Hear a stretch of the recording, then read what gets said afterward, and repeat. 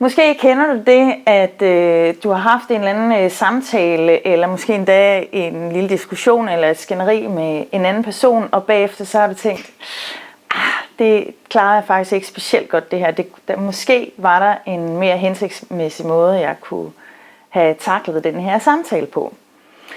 Og her er en lille øvelse, som du kan bruge, hvis du nogle gange har oplevet den slags situationer, som de fleste af os gør.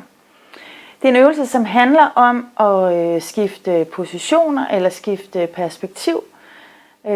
Og vi kalder den at skifte mellem første, anden og tredje position. Og det er en utrolig effektiv øvelse, fordi der også er rigtig mange mennesker, der kommer til at blande deres egne følelser eller energi sammen med den anden person, som de nu har det her skænderi eller diskussion med. Det er meget, meget simpelt, og den måde, man gør det på, det er, at man enten kan placere 3 forskellige stole på gulvet, eller også så kan man simpelthen fysisk flytte sin krop.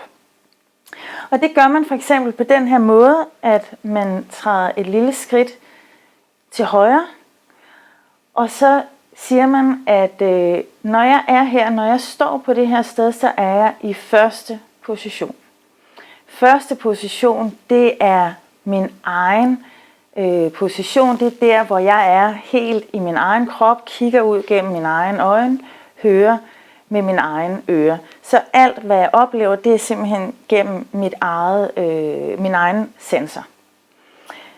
Så kan jeg træde lige et skridt tilbage, eller sætte mig i stol nummer 3, hvis jeg har stol.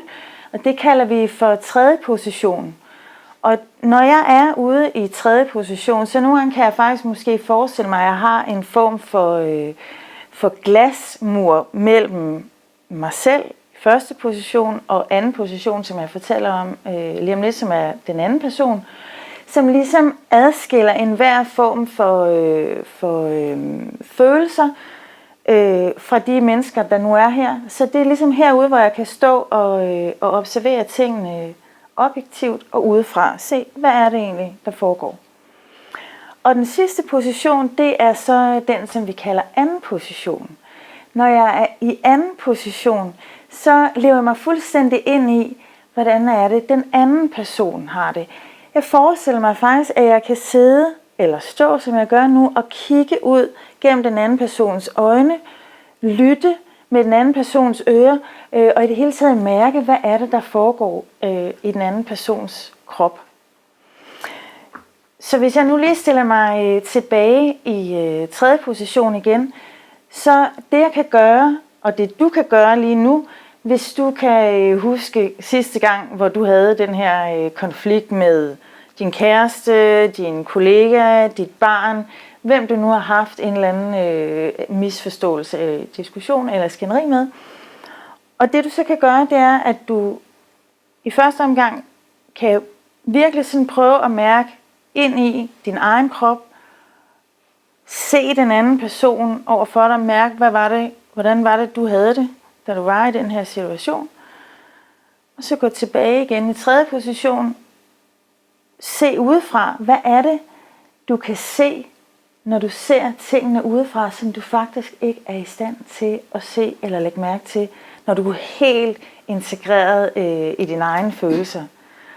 Og endelig, så kan du gå ud i anden position i den anden persons følelser, sanser, og så lægge mærke til, hvad er det for en information, du kan hente her om samtalen, om den anden person, og måske også om dig selv, som du ikke er i stand til at få, når du enten er i tredje position eller i første position. Og til sidst, så kan du tænke over, når du har oplevet, du kan selvfølgelig blive ved med at gå frem og tilbage i de forskellige positioner så mange gange du har brug for, jo mere du gør det, jo mere information kan du hente hjem.